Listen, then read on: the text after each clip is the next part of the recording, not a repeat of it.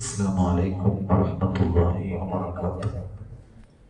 بسم الله والحمد لله والصلاة والسلام على أشرف رسل الله وعلى آله وصحبه الفائزين من الله. نويت الاعتكاف في هذا المسجد لله تعالى എന്നീയത്തോടെ അല്ലാഹുവിന്റെ ഭവനത്തിൽ ഒത്തുകൂടിയ സത്യവിശ്വാസികൾ, കാരുണ്യവാനായ റബ്ബ് നമ്മയെല്ലാം അവന്റെ യഥാർത്ഥ സത്യവിശ്വാസികളിൽ ഉൾപ്പെടുത്തി അനുഗ്രഹിക്കട്ടെ. സർവശക്തനായ അല്ലാഹു സുബ്ഹാനഹു വ തആല ആദരവായ റസൂൽ സല്ലല്ലാഹു അലൈഹി വസല്ലമ തങ്ങൾ അങ്ങേയറ്റം ബഹുമാനിച്ച, ആദരിക്കാൻ കൽപ്പിച്ച പുണ്യ കേന്ദ്രങ്ങളാണ് മസ്ജിദുകൾ. മസ്ജിദിന്റെ അർത്ഥം സുജൂദ് ചെയ്യുന്ന സ്ഥലം എന്നാണ്. എന്ന് വെച്ചാൽ ആരാധനയുടെ ഭാഗമാണ്. നാം ചെയ്യുന്ന സുഹൃത്തുക്കളിൽ ഏറ്റവും പ്രധാനപ്പെട്ടതാണ് നിസ്കാരം. ആ നിസ്കാരത്തിൽ ഏറ്റവും പ്രധാനമാണ് സുജൂദ് എന്ന് പറയുന്നത്. സത്യത്തിൽ നാം ഒരു വിശ്വാസിയെ സംബന്ധിച്ചിടത്തോളം ആരുടെ മുമ്പിലും നാം തലകുനിക്കാറില്ല. ഏതൊരു വിശ്വാസിയും തലകുനിക്കുന്ന സന്ദർഭം അല്ലാഹുവിന്റെ മുമ്പിൽ അഥവാ സുജൂദിൽ. ആ അത്രയും പ്രധാനപ്പെട്ട മറ്റൊരു ഇടമില്ലാത്ത ഭൂമി ലോകത്ത് ഖുത്ബയിൽ നിങ്ങൾ കേട്ടത് വിശുദ്ധമായ പള്ളിയുടെ മഹത്വത്തെ കുറിച്ചാണ്. പരിശുദ്ധമായ ഖുർആനും തിരുനബി സല്ലല്ലാഹു അലൈഹി വസല്ലമ തങ്ങളും പള്ളിയുമായി ബന്ധപ്പെട്ട് അതിന്റെ മഹത്വത്തെ കുറിച്ച് ധാരാളം നമുക്ക് പറഞ്ഞത് വേണം. പള്ളിയുമായി ഹൃദയബന്ധമുണ്ടാകുക, പള്ളിയിലുള്ള ജമാഅത്തിൽ പങ്കെടുക്കുക, മറ്റു സുഹൃത്തുക്കളിൽ പള്ളിയിൽ പങ്കെടുക്കുക എന്നത് ഒരു വിശ്വാസിയുടെ ഏറ്റവും ഈമാനിന്റെ ഭാഗമാണ്. നാളെ അർശിന്റെ തണൽ ലഭിക്കുന്ന ഒരു വിഭാഗത്തെ കുറിച്ച് പുണ്യനബി മുഹമ്മദ് മുസ്തഫ സല്ലല്ലാഹു അലൈഹി വസല്ലമ തങ്ങൾ പറഞ്ഞത് പള്ളിയുമായി ഹൃദയബന്ധമുള്ളവരാണ്. മറ്റൊരു ഹദീസിൽ കാണാം, അൽ മുഖ്സു ഫിൽ മസ്ജിദ് ബഅദ സ്വലാത്ത്. പള്ളിയിൽ ഒരു നിസ്കാരം കഴിഞ്ഞ് മറ്റൊരു നിസ്കാരത്തിന് വേണ്ടി കാത്തിരിക്കുക. ഫോർ എക്സാമ്പിൾ, ജുമാ നിസ്കാരം കഴിഞ്ഞ് നെക്സ്റ്റ് സുന്നത്ത് നിസ്കാരമുണ്ട്, മയ്യിത്ത് നിസ്കാരമുണ്ട്. ആ നിയത്തോടുകൂടെ നമ്മൾ കാത്തിരിക്കുക. അല്ലെങ്കിൽ മറ്റേതെങ്കിലും ഒരു നിസ്കാരം കഴിഞ്ഞ് അടുത്ത നിസ്കാരത്തിന് കാത്തിരിക്കുക. അതോടൊപ്പം തന്നെ നാം പള്ളിയിലേക്ക് നടന്നു വരിക. രണ്ടാമത്തെ കാര്യം പുണ്യനബി സല്ലല്ലാഹു അലൈഹി വസല്ലമ തങ്ങൾ പറഞ്ഞത് പള്ളിയിലേക്ക് നടന്നു വരിക. അതോടൊപ്പം തന്നെ ഇസ്ബാഉൽ വുളു, പ്രതിസന്ധി ഘട്ടത്തിൽ, അതായത് ശക്തമായ തണുപ്പുള്ള സമയത്ത് വുളുവിന്റെ നിബന്ധനകളൊക്കെ പാലിച്ചുകൊണ്ട് വുളു പൂർത്തിയാക്കി ചെയ്യുക. ഇങ്ങനെ മൂന്ന് കാര്യം. ഒന്ന്, ഒരു നിസ്കാരം കഴിഞ്ഞ് മറ്റൊരു നിസ്കാരത്തിന് വേണ്ടി പ്രതീക്ഷയോടെ പള്ളിയിൽ ഇരിക്കുക. രണ്ട്, പള്ളിയുടെ ജമാഅത്തിലേക്ക് നടന്നു വരിക. മൂന്ന്, റസൂലുള്ളാഹി സ്വല്ലല്ലാഹു അലൈഹി വസല്ലം തങ്ങൾ പറഞ്ഞു, ബുദ്ധിമുട്ടുള്ള സമയത്ത് അതിനെ വകവെക്കാതെ വുളു പൂർണ്ണമായി എടുക്കുക. മൻ അമില ബിഹാ, ഇങ്ങനെ ഒരാൾ ചെയ്താൽ, ഈ മൂന്ന് കാര്യം കൃത്യമായിട്ട് ഒരാൾ നിർവഹിച്ചാൽ, റസൂലുള്ളാഹി സ്വല്ലല്ലാഹു അലൈഹി വസല്ലം അവൻ ഖൈറായ രീതിയിൽ ജീവിക്കുകയും വമാത ബിഖൈർ, ഖൈറോടെ ഈ ലോകത്ത് നിന്ന് വിട പറയാൻ പറ്റുമെന്ന് മുഹമ്മദ് മുസ്തഫ. അത്തരക്കാരിൽ അല്ലാഹു നമ്മെ ഉൾപ്പെടുത്തട്ടെ. വിശുദ്ധ ഖുർആനിൽ അല്ലാഹു പള്ളിയെ കുറിച്ച് പറഞ്ഞത്, ഒരു വിഭാഗം അല്ലാഹുവിന്റെ ഫീ ബുയൂത്തിൻ അദിനല്ലാഹു അൻ തുർഫഅ യുദ്കറ ഫീ അസ്മു യുസബ്ബിഹു ലഹു ഫീഹാ ബിൽ ഗുദുബി വൽ അസാൽ. ബുയൂത്ത്, പള്ളിയുടെ മറ്റൊരു പേരാണ് ബുയൂത്തുല്ലാഹ്, അല്ലാഹുവിന്റെ ഭവനം. ഇവിടെ അല്ലാഹു പ്രയോഗിച്ചത് ഫീ ബുയൂത്തിൻ, ആയത്തിൽ പറഞ്ഞത് ബുയൂത്ത് എന്ന് പറഞ്ഞാൽ പള്ളികളാണ്. അപ്പൊ വളരെ പ്രധാനപ്പെട്ട ഒരിടമാണ് പള്ളി എന്നുള്ളത്. ഇത്രയും ശ്രേഷ്ഠമായ മസ്ജിദുകളെ ഓരോ നിലക്കും പരിപാലിക്കുക എന്നത് ഒരു വിശ്വാസിയുടെ ഭാഗമാണ്. മസ്ജിദ് പരിപാലനം എന്നുള്ള രണ്ട് വിധത്തിലാണ്. ഒന്ന്, അതിന്റെ ബാഹ്യമായ പരിപാലനം. ഉദാഹരണം, മസ്ജിദ് നിർമ്മിക്കുക, അതിന്റെ കേടുപാടുകൾ നന്നാക്കുക, ആവശ്യമായ പുനർനിർമ്മാണം ചെയ്യുക, ഇങ്ങനെ മസ്ജിദിന് സംഭാവന നൽകുക ഇത്യാദി ബാഹ്യമായ കാര്യങ്ങൾ ചെയ്യുക. മറ്റൊന്ന് ആത്മീയമായ പരിപാലനമാണ്.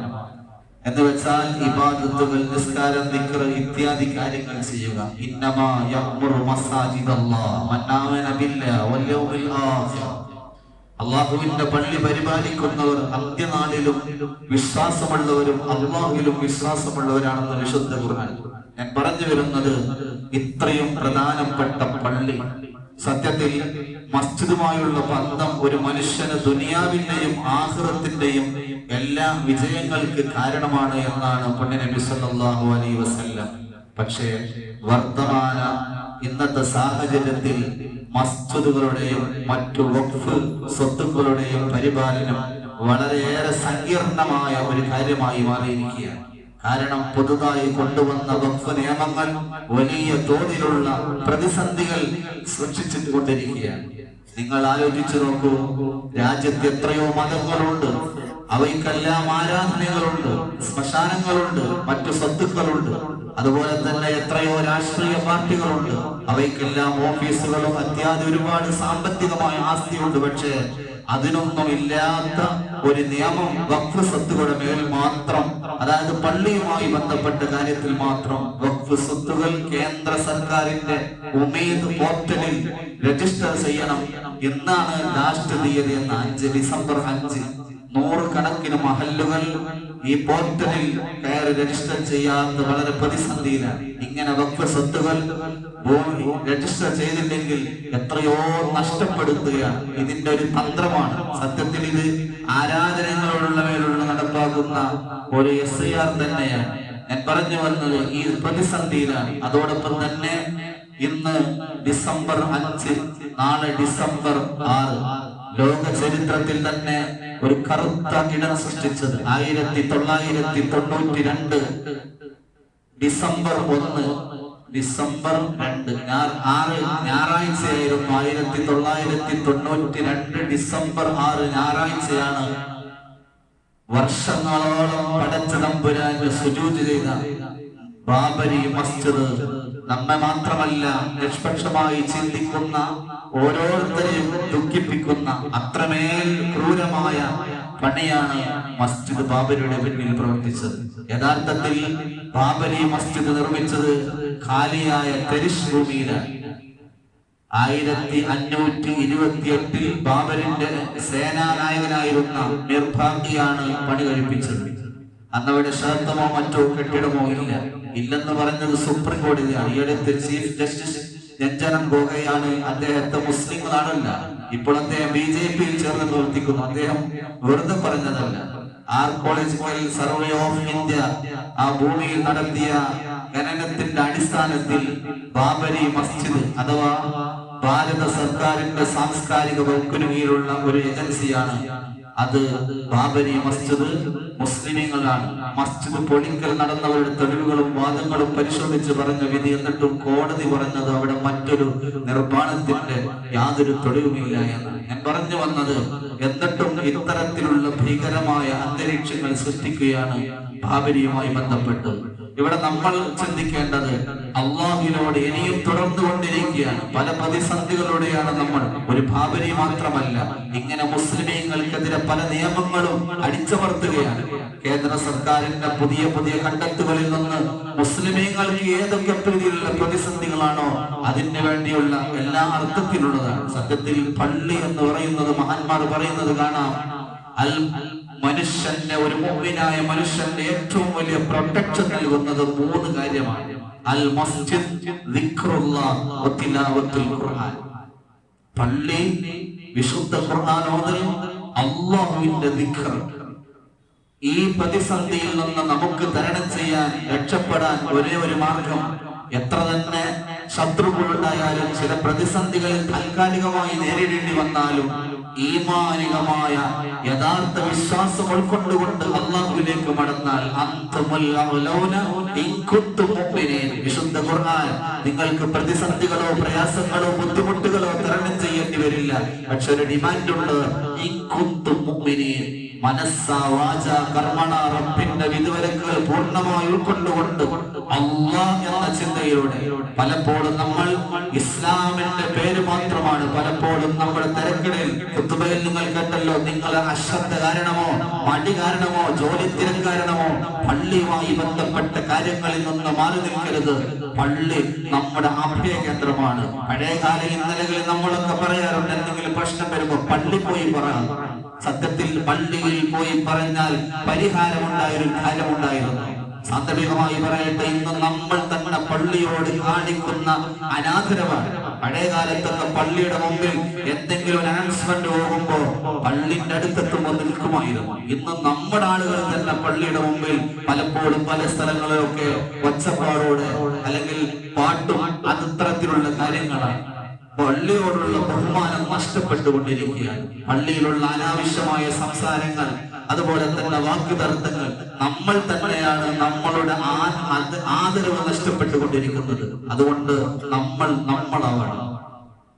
എല്ലാ അർത്ഥത്തിലും ബഹുമാനിക്കപ്പെടേണ്ടതിനെ ബഹുമാനിക്കുക. അത് ഈമാനിന്റെ ഭാഗമാണ്. ഒരു വിശ്വാസിയുടെ സ്നേഹിക്കേണ്ടതിന് സ്നേഹിക്കാത്തവനിക്ക് ഈമാനില്ല. ഈമാനിന്റെ മാനദണ്ഡം ഇത്തരത്തിലുള്ള അള്ളാഹുവിന്റെ ഭവനങ്ങൾ, അള്ളാഹു ബഹുമാനിച്ച ദിവസങ്ങൾ, സമയങ്ങൾ, വ്യക്തികൾ ഇത്യാദി കാര്യങ്ങൾ ബഹുമാനിച്ചാൽ നമ്മുടെ ഹൃദയത്തിൽ ഈമാൻ ഉണ്ടാകും. ആ ഈമാൻ ഹൃദയാന്തരങ്ങളിൽ ഊടമാലുമ്പോൾ ഏത് ശത്രുവിനെയും നമുക്ക് ഒതുക്കാനുള്ള ശക്തി അള്ളാഹുവിൽ. അതാണ് അന്തുമല്ലവലോൻ, നിങ്ങളാണ് ഏറ്റവും ഉന്നതന്മാർ. നിങ്ങൾ യഥാർത്ഥ വിശ്വാസികളാണെങ്കിൽ കാരുണ്യവാനായ റബ്ബ് എല്ലാ പ്രതിസന്ധികളെയും മറികടന്ന് ഈമാനിക ആവേശത്തോടെ അള്ളാഹുവിന്റെ ദീനിന് വേണ്ടി ജീവിതം സമർപ്പിക്കാൻ കാരുണ്യവാനായ റബ്ബ് തൗഫീഖ് നൽകട്ടെ. എല്ലാ പ്രതിസന്ധികളിൽ നിന്നും ഈ ഉമ്മത്തിനെ അള്ളാഹു രക്ഷപ്പെടുത്തട്ടെ എന്ന് പ്രാർത്ഥിക്കുന്നു. അള്ളാഹു നമ്മെ അനുഗ്രഹിക്കട്ടെ. ഏകദേശം ഒരു